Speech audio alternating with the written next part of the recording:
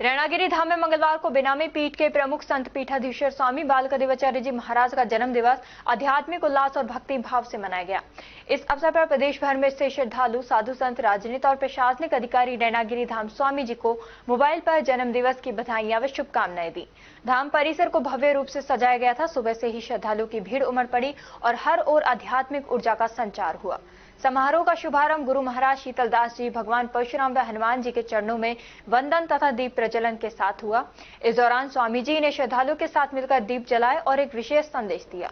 अपने जन्मदिन पर स्वामी बालकदेवाचार्य जी ने कहा, आजकल लोग मोमबत्तियां बुझाकर जन्मदिन मनाते हैं जो अंधकार का प्रतीक है। जन्म दिवस पर हमें दीप प्रज्वलित कर प्रकाश फैलाना चाहिए और ईश्वर से प्रार्थना करनी चाहिए कि हमारे जीवन में भी इसी प्रकार प्रकाश बना रहे।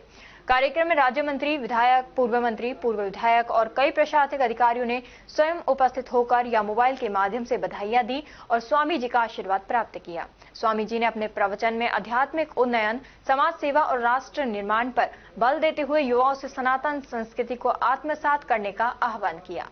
उनके ओजस्वी वचनों से उपस्थित श्रद्धालु भाव विभोर हो उठे। कार्यक्रम के अंतर्गत विशाल भंडारे का आयोजन भी हुआ, जिसमें हजारों श्रद्धालुओं ने प्रसाद ग्रहण किया। दिन भर धाम परिसर में भजन, कीर्तन, सत्संग और सांस्कृतिक कार्यक्रमों की श्रृंखला चलती रही। स्वामी बालकदेवाचार्य जी की सादगी, सेवा और आध्यात्मिक नेतृत्व ने उन्हें जनमानस में अत्यंत श्रद्धेय बना दिया है। उनका जन्म दिवस एक सामाजिक, धार्मिक और सांस्कृतिक समागम का अद्भुत उदाहरण बनकर उभरा। इस दौरान बड़ी संख्या में भक्तगण मौजूद रहे। ये केक काटना, ये मोमबत्ती चासना, ये हमारा जन्मदिन नहीं होता है। ये तो पाश्चात्य सभ्यता है और दूसरे धर्म में हम सनातनी हैं, हम हिंदू हैं।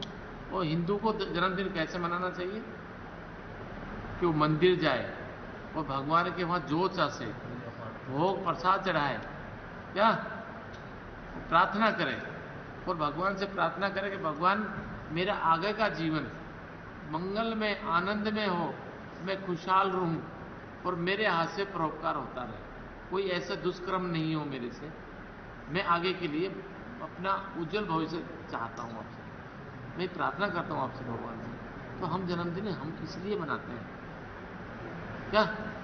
और हम लोग क्या करने लगे, देखो देख काम करने लगे। एक ने मोमबत्ती जा दी, हम भी मोमबत्ती जा सका, हमने भी केक काट दिया। हमारे हिंदू संस्कृति में, हमारे सनातन धर्म में काटना नहीं होता है।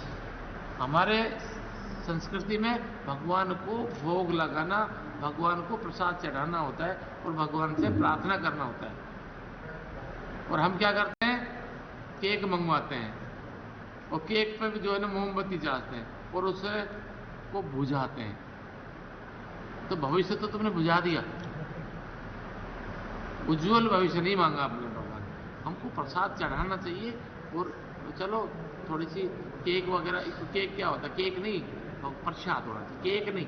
केक तो वही सभ्यता में आ जाएंगे हम, इसमें वही क्रिश्चियनों में।